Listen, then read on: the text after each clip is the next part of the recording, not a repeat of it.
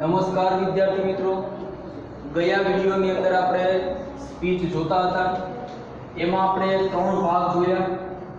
વિધાન વાક્ય અને પ્રશ્નાર્થ વાક્ય જોયું. એનું એક વખત આપણે રિવિઝન કરી લઈએ. તો જો વિધાન કોઈ પણ વાક્ય હોય, સ્પીચની અંદર કોઈ પણ વાક્ય હોય, મુખ્ય ત્રણ ફેરફાર થાય. કયા ફેરફાર થાય? મુખ્ય ત્રણ ફેરફાર. એમાં એક આરવી નો ફેરફાર, બીજો સંયોજકનો ફેરફાર અને ત્રીજો આરએસ નો ફેરફાર. આરવી ના ફેરફારની અંદર જો વિધાન વાક્ય તમને દેખાય, તમને ખબર પડે કે વાક્યની શરૂઆત કર્તાથી થઈ છે ને પૂર્ણ વિરામે પૂરું થાય છે વાક્ય, તો એ વિધાન વાક્ય જ હોય. અને વિધાન વાક્યની શરૂઆત થાય તો એમાં ત્રણ ફેરફાર યાદ રાખવાના. આરવી સેડ અથવા ટોલ્ડ, આરવી સેડ અથવા ટોલ્ડ, સંયોજક ધેટ. અને વિધાન વાક્યમાં મુખ્ય ત્રણ ફેરફાર થાય. કયા કયા? કાળ, સર્વનામ અને સમય સૂચક. કાળ, સર્વનામ અને સમય સૂચક, આવા ત્રણ ફેરફાર થાય. તો સેડ અને ટોલ્ડ ક્યારે વાપરવું? બેમાંથી બે એક હારે નહીં વપરાય. તો સેડ ક્યારે વાપરવું અને ટોલ્ડ ક્યારે વાપરવું? તો જો જ્યારે વાક્ય ફક્ત પહેલું હોય ત્યારે તમારે બોલનાર પણ મૂકવું પડે અને વાક્યમાં સાંભળનાર પણ તમારે મૂકવું પડે. જ્યારે તમારે બોલનાર અને સાંભળનાર મૂકવું હોય ત્યારે ટોલ્ડ વપરાય અને ફક્ત બોલનાર મૂકવું હોય ત્યારે સેડ વપરાય. અને આવું ક્યારે બનશે? જ્યારે પ્રથમ વાક્ય હોય ત્યારે ટોલ્ડ, કારણ કે આપણે એકબીજા જ્યારે વાતચીત કરતા હોય ત્યારે આપણી પાસે બોલનાર અને સાંભળનાર બેની માહિતી હોવી જોઈએ. આપણે પહેલું વાક્ય બોલીએ ત્યારે આપણે બોલીએ કે મગને મોહનને કહ્યું, પછી આપણે વારાઘડીએ મગને મોહનને કહ્યું, મોહને મગનને કહ્યું. આપણે એક જ વાર પહેલા વાક્યમાં નામ સાંભળનાર અને બોલનાર બેયનું લઈએ, પછી આપણે એનું નામ વારાઘડીએ લેતા નથી. એટલા માટે સેડ અને ટોલ્ડ, એમાં સેડ ત્યારે બોલનાર મૂકવાનું અને સાંભળનાર હોય લેવું હોય તે તમારે ટોલ્ડ મૂકવામાં, તમારે સાંભળનાર લેવાનું નથી. કાળ, સર્વનામ અને સમય સૂચકના ત્રણ ફેરફાર મેં તમને મોઢે કરાવ્યા છે. એની પછી આવે મેં તમને કાલે પ્રશ્નાર્થ વાક્ય શીખવાડ્યું બે આ વિડિયોની અંદર. તો પ્રશ્નાર્થ વાક્યના પણ આપણે એક્સરસાઇઝ પણ જોઈ હતી. એમાં પણ તમારે ત્રણ નિયમ યાદ રાખવાના છે. RV ask, WH how, if. પ્રશ્નાર્થ વાક્યનું વિધાન વાક્ય બનાવવું અને વિધાન વાક્ય મુજબ ત્રણ ફેરફાર કરવા. કયા કયા? કાળ, સર્વનામ અને સમય સૂચક. આવું આપણે ગયા વિડિયોની અંદર કમ્પ્લીટ આપણે આગળના જેટલા પણ વિડિયો શીખ્યા એમાં કમ્પ્લીટ કરી. બરાબર? ગયા વિડિયોની અંદર જે કાંઈ આપણે આ બધું શીખ્યા એમાં આપણે એટલું કમ્પ્લીટ કર્યું હતું. કેટલીક એક્સરસાઇઝ પણ લીધી હતી. આજે પણ આપણે નવા વાક્યથી શરૂઆત કરવાની છે. તો આપણે હવેના પછીના જે વાક્યો છે એનાથી આપણે શરૂઆત કરીએ. જો ગયા વિડિયોની અંદર તો આપણે ત્રણ સંવાદવાળી સ્પીચ લીધી હતી. આ વખતે આપણે એક એવી લઈએ કે એમાં જે ચાર સંવાદ આવે એટલે જેથી કરીને આપણને વધારે ડીપમાં ખબર પડે. તો ચાલો પહેલું એક હું તમને સવાલ લખું છું. તમારે જો સવાલ જ્યારે લખું ને, હું દર વખતે સવાલ લખું ત્યારે તમારે વિડિયો શરૂ નહીં રાખો. આપણે શરૂઆત છે એટલા માટે તમને સવાલ પણ મારે સમજાવતા જવા પડે. એટલા માટે સવાલમાં વિડિયો શરૂ રાખી, આગળમાં તમે હું સીધો સવાલ લખેલો છે એટલે સીધો જવાબ આપતા રહીશ. બરાબર? તો એક વખત સવાલ જોઈ લો. તો એમાં પહેલું વાક્ય, ધ્યાન, let's go for a walk.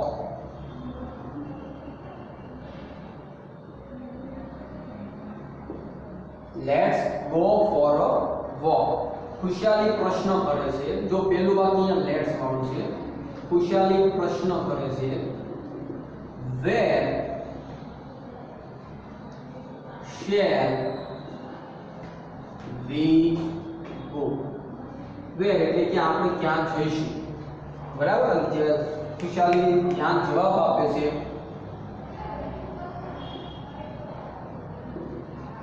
we will go towards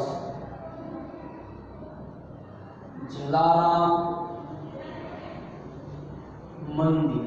આપણે ક્યાં જઈશું? જલારામ મંદિર ટોવર્ડ્સ એટલે તરફ, જલારામ મંદિર તરફ જઈશું. એની પછી પાછો ખુશાલી બીજી વાર પ્રશ્ન કરે છે. જો પ્રશ્ન તો આવે છે પણ બીજી વાર આવે એટલે અગેન આસ્ક. શું પ્રશ્ન કરે છે? Do you like the place? શું તમને એ પ્લેસ ગમે છે? આવો પ્રશ્ન કરે છે. તો જો હવે આનો જ્યારે તમે જવાબ લખો ત્યારે તમારી પાસે સૌથી પહેલા તમને સમજાય કે ન સમજાય, પણ તમારે આખા ચાર વાક્યને એક વખત જોઈ લેવાના છે. પહેલું લેટ્સ વાળું વાક્ય છે, બીજું પ્રશ્નાર્થ છે, પ્રશ્નનો જવાબ છે અને પાછો પ્રશ્ન છે. તો તમને હવે ખબર પડે કે આપણે ત્રણ નિયમને કયાને અનુસરવાના છે. તો પહેલેથી શરૂઆત કરીએ બનાવવાની. પહેલું જ વાક્ય તમારી પર બોલનાર ને સાંભળનાર છે. તો પહેલા તો તમને ખબર પડી કે ધ્યાન અને કોણ વાત કરે છે? ખુશાલી. લેટ્સ વાળું વાક્ય મેં તમને ત્રણ વસ્તુ શીખવાડેલી છે. Proposed to, that, they should. Let's વાળા વાક્યમાં હું શીખવાડ્યું છે? Proposed to. તો તમે પ્રપોઝડ ટુ મૂકી દો. પ્રપોઝડ ટુ એટલે ધ્યાને દરખાસ્ત મૂકી કે કોને દરખાસ્ત મૂકી? ખુશાલીને. પહેલું વાક્ય છે એટલે આપણે સાંભળનાર લેવાનું અને બોલનાર પણ લેવાનું. ધ્યાને ખુશાલીને દરખાસ્ત મૂકી કે સંયોજક શું આવશે? ધેટ. મેં શીખવાડ્યું ને પ્રપોઝડ ટુ, ધેટ અને લેટ્સ નું શું થઈ જાય? They should. અહીંયા સુધી કમ્પ્લીટ. હવે બાકીનું વાક્ય એમનું એમ. Go for a walk. તમારે પૂરું કરી દો. આ વાક્ય પહેલું છે. ચાલો હવે બીજું વાક્ય. પ્રશ્ન કરે છે ખુશાલી. તો ખુશાલી આસ્કડ. પ્રશ્નાર્થ વાક્યના ત્રણ નિયમ. આસ્કડ, WH હાઉ, if પ્રશ્નાર્થ વાક્યનું વિધાન વાક્ય બનાવવું અને વિધાન વાક્ય મુજબ ત્રણ ફેરફાર કરવા કાળ સર્વનામને સમય સૂચક. તમને આટલું આવડતું હોવું જોઈએ. તો પહેલું આસ્કડ. ખુશાલીએ કોને પૂછ્યું? તો ધ્યાનને ધ્યાનમાં લખાય. શું લખાય? ખુશાલીએ તેને પૂછ્યું. હવે WH દેખાય છે? હા. તો WH જ મૂકી દેવાનું. હાવ દેખાય તો હાવ જ મૂકી દેવાનું. કાંઈ ન દેખાય તો તમારે if મૂકવાનું. તો વેર આવી ગયું. વાક્ય કેટલું વધ્યું? વી આગળ અને શેલ પાછળ લઈ લેવું. પ્રશ્નાર્થનું વિધાન વાક્ય બની ગયું. હવે કાળ સર્વનામ અને સમય સૂચક વીનું શું થાય? ધે. શેલ બિલનું શું થાય? વુડ. ગો. તો ઘણા એમ કે છે સાહેબ V1 નું V2 ન થાય. તો મેં તમને પહેલો નિયમ શીખવાડ્યો કે ગમે ત્યારે વાક્યની અંદર એક વાક્યમાં એક જ કાળનો ફેરફાર થાય. શેલ બિલ નું ગુડ કર્યું પછી તમારે V1 નું આયા એવું શીખવાડ્યું મોડલ ઓક્સિલરી પછી V1 જ આવે એનું કાંઈ જ કરવું. ચાલો ત્રીજું વાક્ય છે. ધ્યાન જવાબ આપે છે. જો આપણે જલારામ મંદિર તરફથી જ્યારે પ્રશ્નનો જવાબ અપાય ત્યારે ધ્યાન રિપ્લાયડ ધેટ. ધ્યાને જવાબ આપ્યો કે. વી એટલે ધ્યેય, શેલ બિલ એટલે વુડ, ગો ટુવર્ડ્સ જલારામ મંદિર. આપણે જલારામ મંદિર તરફ જઈશું.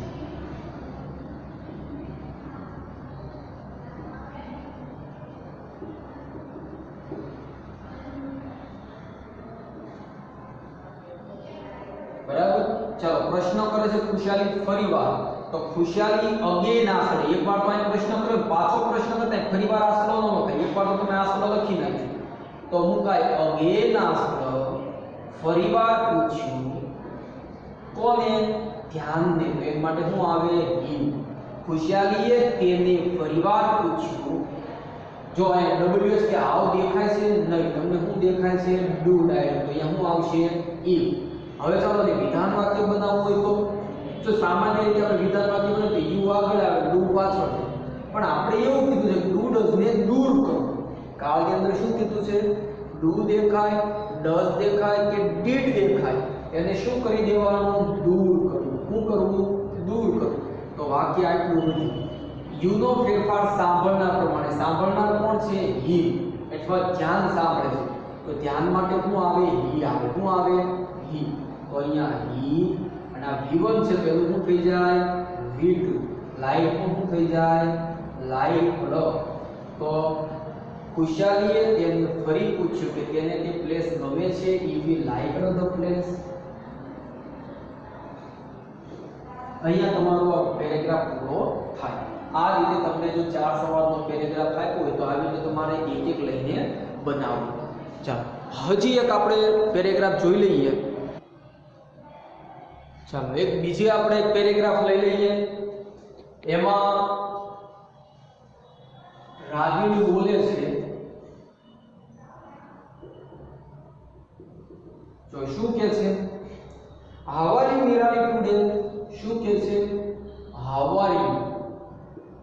તું આજે કેમ છે નિરાલી? ટુડે એટલે આજે, નિરાલી ટુડે. તો એનો પ્રશ્નનો જવાબ નિરાલી આપે છે, પણ એકદમ ટૂંકો જવાબ આપે છે. જો શું જવાબ આપે છે? ફાઇન. શું જવાબ આપે છે? ફાઇન. અહીંયા વાક્ય આખા વાક્યમાં જવાબ હોવો જોઈએ. મેં નિયમ લખાયો છે, તમે જે કાંઈ અહીંયા પ્રશ્નનો જવાબ આપો ને પૂરા વાક્યમાં હોવો જોઈએ. અને પૂરા વાક્ય પર કેવી રીતે લખાય એ શીખવાડવા માટે જ મેં આ પેરેગ્રાફ લીધો છે. ફાઇન. અને જો એ વાક્યને જોડવું પડશે. What shall we do now?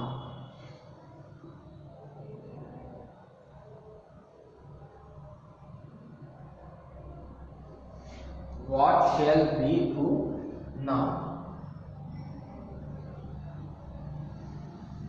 રાગીણી કહે છે,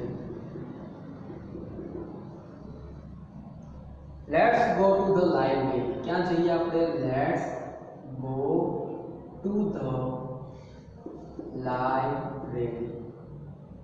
ચાલો આપણે લાઇબ્રેરીએ જઈએ. તો નિરાલી કહે છે, it is a very good idea. આ તો બહુ સરસ વિચાર છે. આવો આપણને પેરેગ્રાફ આપેલો છે. ચાલો આપણે એક એક વાક્ય સોલ્વ કરીએ. જો એમાં તમને પહેલું વાક્ય એવું આપ્યું છે, how are you Nirali today? તું આજે નિરાલી કેમ છે? નિરાલી કહે છે fine. What shall we do now? છું તો મજામાં, પણ એકદમ 3 વસ્તુ નવીનતા જોવા મળે છે. એટલા માટે આ પેરેગ્રાફ મારે લેવો જરૂરી લાગ્યો. કઈ 3 નવીનતા? એક તો અહીંયા ટૂંકો જવાબ આપે છે, એ વાક્યને આપણે પૂરું કરવું પડશે. બીજું, અહીંયા તમને એક સંવાદમાં 2 વાક્ય, આ એક સંવાદ તમને આપેલો છે અને એમાં તમને 2 વાક્ય આપેલા છે. એક અહીંયા અને પૂર્ણ વિરામથી પાછું વાક્યને જોડાય છે. અને ત્રીજી વસ્તુ, અહીંયા જો વિધાન વાક્ય આપેલું છે અને વિધાન વાક્ય પહેલું નથી, છેલ્લું છે, એટલે કઈ રીતે જોડવું. આ તો પછી શીખવાડું. પહેલા કોઈ પણ વાક્યને જોડવા માટે તો હું તમને મસ્ત નિયમ લખાવું છું. એ નિયમ યાદ રાખજો. જોજો તમે જો નિયમ લખ્યા એમાં જગ્યા હોય તો એમાં લખી નાખજો. નહીંતર આ નિયમ આપણે જ્યારે સ્પીચ પૂરી થાય ત્યારે એક વખત લખાવશું, એમાં તમે લખી નાખજો. ત્યારે છેલ્લે લખજો, ત્યારે રફમાં લખી લેજો. એક જ સંવાદમાં કેટલા સંવાદમાં? એક જ સંવાદમાં. તમને આ એક સંવાદ આપેલું છે, જો આ એક જ સંવાદ. તો એક જ સંવાદમાં તમને 2 વાક્યો આપેલા હોય. શું આપેલું હોય? 2 વાક્યો જોવા મળે તો એને જોડવા માટે, એને જોડવું તો પડે, તો એને જોડવા માટે શું કરવાનું? તો જો એક નિયમ યાદ રાખવાનો, કોઈ પણ વાક્ય હોય તો એની માટે શું નિયમ છે? એન્ડ પ્લસ જે વાક્ય આગળનું છે એનો આરબી, કયા વાક્યનો? આગળના વાક્ય, અને સંયોજન. એન્ડ આરબી સંયોજન. આ ત્રણેય વસ્તુ શેનું મૂકવાનું? આગળના વાક્ય. બીજું વાક્ય છે જોડવા માટે બીજા વાક્યનું શું મૂકવાનું? એન્ડ આરબી સંયોજન. આટલું તમારે મૂકવાનું. અને જો આગળનું વાક્ય જો વિધાન દેખાય, કયું દેખાય? વિધાન દેખાય, તો આની જેમ જ એન્ડ આરબી એટલે એડેડ સંયોજક ધ્યાન લઈ લેવું. હું લઈ લેવું ધ્યાન. જો તમને આ બીજું વાક્ય કોઈ પણ જે દેખાય એનું એન્ડ આરબી સંયોજક, પણ જો આગળનું વાક્ય વિધાન હોય તો એન્ડ એડેડ ધ્યાન. આટલું યાદ રાખો. બરાબર? તો તમારે આટલું યાદ રાખવાનું છે. તો હમણાં આવશે એટલે તમને પ્રેક્ટિકલ ખબર પડી જશે.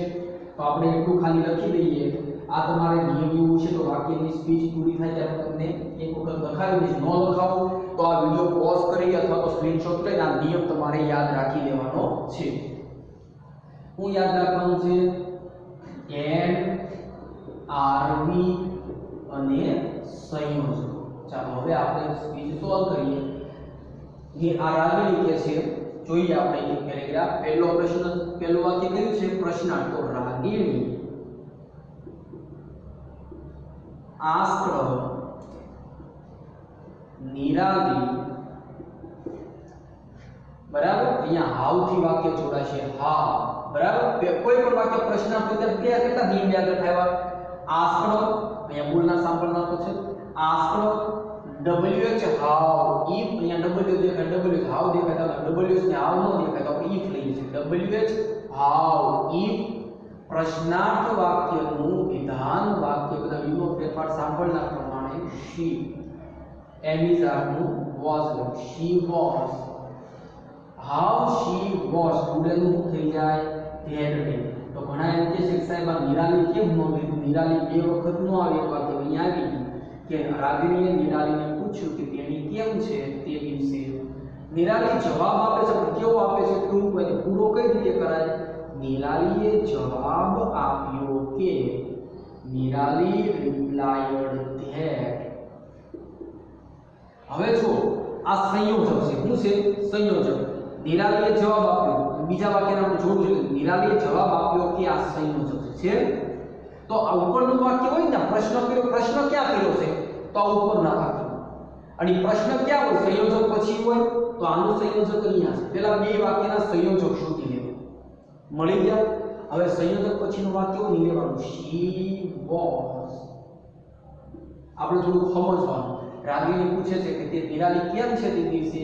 તો નિરાલી જવાબ આપે છે કે તેણી મજામાં છે. આમાં એમ લખ્યું છે ખાલી મજામાં, પણ આપણે જવાબ આપ્યો છે કે નિરાલીએ જવાબ આપ્યો કે તેણી મજામાં હતી. she was very fine.